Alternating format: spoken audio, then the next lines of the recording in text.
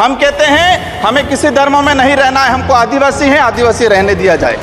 हमें सत्ता नहीं चाहिए, हमें हमारा अस्तित्व बचाना है, हमारा स्वाभिमान बचाना है, हमारा जल जंगल जमीन बचाना है।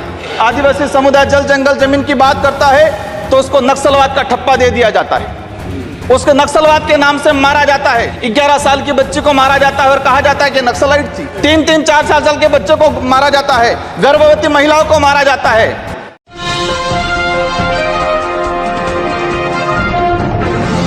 साथियों नमस्कार, मैं हूं नीरज पटेल और आप देख रहे हैं नेशनल जनमत। आदिवासी हिंदू नहीं है, उसे जबरन हिंदू ना बनाया जाए।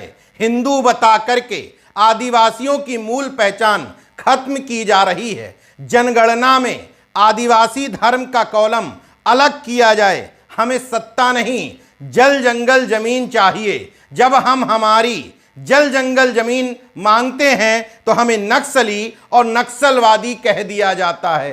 सभापति महोदय, यहाँ पर सत्ता को लेके होड़ मची रहती है, सत्ता पाने को लेके बोला जाता है। मैं जो कहना चाह रहा हूं, हमें सत्ता नहीं चाहिए, हमें हमारा अस्तित्व बचाना है, हमारा स्वाभिमान बचाना है, हमारा जल जंगल जमीन बचाना है। और देखा गया देश के अंदर आदिवासी समुदाय जल जंगल जमीन की बात करता है तो उसको नक्सलवाद का ठप्पा दे दिया जाता है, उसको नक्सलवाद के नाम से मारा जाता है। छत्तीसगढ़ का बस्तर का इलाका हम देखते हैं, 11 साल की बच्ची को मारा जाता है और कहा जाता है कि नक्सलाइट थी। 3-3, 4-4 साल के बच्चों को मारा जाता है, गर्भवती महिलाओं को मारा जाता है। आदिवासी समुदाय को या एससी समुदाय को फ्री की योजना, हम कहते हैं हमें फ्री की योजना मत दो, हमें हमारा हक दो, जल जंगल जमीन का मालिकाना हक दो। और संविधान के अंदर शेड्यूल 5 के अंदर, शेड्यूल 6 के अंदर जो रिजर्वेशन पॉलिसी लागू की है उसको धरातल पे लागू किया जाए। माननीय सभापति महोदय, मैंने देखा है भाजपा अलग अलग राज्यों में अलग अलग चीज कहती है। कई जगह कहती है बीफ खाओ, कई जगह मत खाओ। हमारे आदिवासी समुदाय को लेकर एक धर्म कोड की लंबे समय से मांग चल रही है कि आदिवासी समुदाय को अलग से धर्म कोड दिया जाए। आजादी से पहले 1871 से लगा के 1951 तक अलग जनगणना हुई है। आज आदिवासी समुदाय कोई ईसाई धर्म अपना रहा है, कोई हिंदू धर्म अपना रहा है, अलग अलग जगह बटा हुआ है। आदिवासियों की आइडेंटिटी, उनकी पहचान खत्म हो रही है। आदिवासी समुदाय अपनी पहचान बचाने को लिए लड़ रहा है और लंबे समय से कह रहा है कि आदिवासियों की अलग से जनगणना कॉलम होना चाहिए, धर्म कोड होना चाहिए। लेकिन राजस्थान में अलग तरीके से माहौल बनाया जाता है। हम कहते हैं हमें किसी धर्म में नहीं रहना है, हमको आदिवासी हैं, आदिवासी रहने दिया जाए। संसद में एसटी यानी कि अनुसूचित जनजाति कोटा से 47 सांसद चुन करके पहुंचे हैं, लेकिन इन 47 में से कितने सांसदों की हिम्मत है जो इस तरीके से राजस्थान के डूंगरपुर क्षेत्र की बांसवाड़ा लोकसभा क्षेत्र से सांसद बने। राजकुमार रौत की तरह संसद में आदिवासियों के हक हुकूक और जल जंगल जमीन के लिए आवाज उठा पाएं। दरअसल यह आवाज इसलिए बुलंद है क्योंकि किसी पार्टी लाइन से बंधी हुई नहीं है। यह आवाज आदिवासियों के हक हुकूक के लिए बनाई गई पार्टी भारत आदिवासी पार्टी के सांसद की है। संसद में इस समय आरक्षित वर्ग की सीटों पर चुनकर आने वाले 131 सांसद हैं, जिसमें एससी के लिए आरक्षित सीटों पर चुनकर के आए हैं 84 सांसद और एसटी वर्ग की सीटों पर चुनकर के आए हैं 47 सांसद। इन तमाम सांसदों पर अमूमन ये आरोप लगते हैं कि ये पूना पैक्ट की दुर्बल संतानें हैं।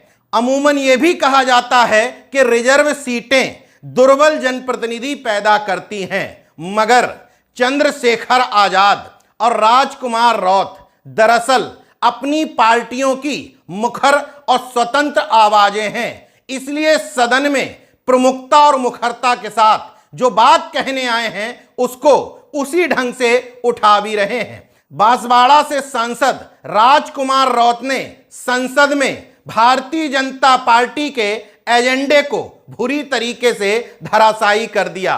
दरअसल बीजेपी और आरएसएस आदिवासी समाज के लिए आदिवासी नहीं वनवासी शब्द का इस्तेमाल करती है। ये बताने की कोशिश करती है कि ये लोग यहां आदिकाल से नहीं रह रहे हैं, बल्कि केवल वन के वासी हैं। इस बात का विरोध तमाम आदिवासी संगठन करते रहते हैं। इस बात को आगे बढ़ाते हुए सांसद राजकुमार रौत ने स्पष्ट तौर पर कहा कि हमें बेवजह हिंदू बनाने की कोशिश ना की जाए। हम किसी धर्म में नहीं रहना चाहते। कोई हमें हिंदू बना देता है, कोई ईसाई बना देता है, जबकि हमारा आदिवासी धर्म अलग है। हम प्रकृति को पूजने वाले लोग रहे हैं। और ये कहते हुए उन्होंने आगे की जनगणना में हिंदू के कॉलम में आदिवासी को ना शामिल करते हुए आदिवासियों के लिए अलग से कॉलम की मांग की और कहा कि हमें अलग से धर्म कोड दिया जाए, ताकि आदिवासी की पहचान को खत्म करने की जो साजिश की जा रही है उस पर रोक लगे।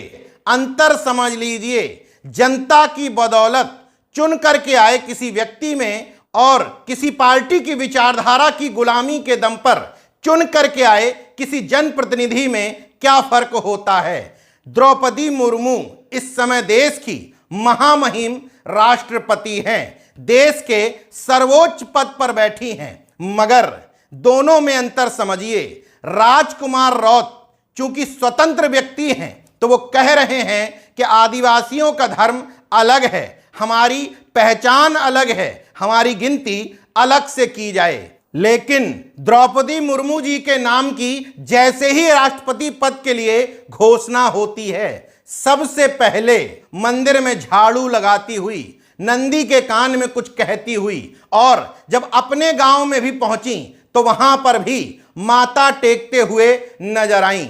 जब भी राष्ट्रपति भवन से बाहर निकलती हैं, ऑन रिकॉर्ड ये बात कह रहा हूं, चेक कर लीजिएगा, राष्ट्रपति भवन से बाहर जब भी उनका कहीं भी दौरा लगेगा, किसी न किसी मंदिर में माथा टेकते जरूर नजर आएंगी। इससे पूर्व के राष्ट्रपति एससी समुदाय का प्रतिनिधित्व करते थे, लेकिन वो भी मंदिरों में माथा टेकते जरूर नजर आते थे। भारतीय जनता पार्टी के एजेंडे में ये फिक्स है, तुम किसी भी समुदाय से आते हो, लेकिन हमारी विचारधारा का गुलाम जरूर होना चाहिए। दो और उदाहरणों से इस बात को पुष्ट कर देता हूं। मणिपुर की राज्यपाल अनुसुईया उइके और छत्तीसगढ़ के मौजूदा सीएम, जिनको कहा जा रहा है पहले आदिवासी सीएम हैं, विष्णुदेव साय, बनने के बाद आदिवासियों के लिए क्या किया? ठेंगा। भारतीय जनता पार्टी की विचारधारा से आदिवासियों को ओत प्रोत करने के लिए जरूर काम किया। विष्णुदेव साय के रहते हुए जल जंगल जमीन पर बड़े बड़े उद्योगपतियों का छत्तीसगढ़ में कब्जा हो जाए, एक लाइन नहीं बोलेंगे, मगर बीजेपी की लाइन पर चलते हुए आदिवासियों को राम मंदिर के दर्शन जरूर कराए जाएंगे। विष्णुदेव साय की जितनी भी तस्वीर आप देखेंगे उसमें माथा रंगे हुए जरूर नजर आएंगे। ये मौलिक अंतर होता है अपनी स्वतंत्र पार्टी से चुन करके आने वाले व्यक्ति की स्वतंत्र आवाज और पार्टियों के गुलामों में। अब चलते चलते जनता के वोटों से मिली ताकत भी दिखा देता हूं। दरअसल राजकुमार रौत 2 बार अपनी पार्टी भारत आदिवासी पार्टी से ही विधायक चुने गए थे, और इस बार डूंगरपुर की बांसवाड़ा सीट पर उनको 8,20,831 वोट मिले, और उन्होंने बीजेपी के महेंद्रजीत मालवीय को 2,47,054 वोटों के भारी अंतर से पराजित किया। बहरहाल किसी राजनीतिक दल की विचारधारा की गुलामी के सहारे नहीं, बल्कि जनता के वोटों के दम पर संसद में चुनकर पहुंचे चंद्रशेखर आजाद, राजकुमार रौत और पप्पू यादव जैसे सांसद इस बात के लिए नजीर हैं कि जनता अगर चाहती है कि उनकी क्षेत्रीय समस्याएं, उनके मुद्दे संसद में उनका सांसद उठाता रहे, तो उनको भी इस बात के लिए जागरूक होना पड़ेगा कि वो कैसे शख्स को चुन करके संसद में भेज रहे हैं। देखते रहिए नेशन जनमत, जागरूक और सजग बने रहिए। जय विज्ञान, जय संविधान, जय लोकतंत्र। धन्यवाद।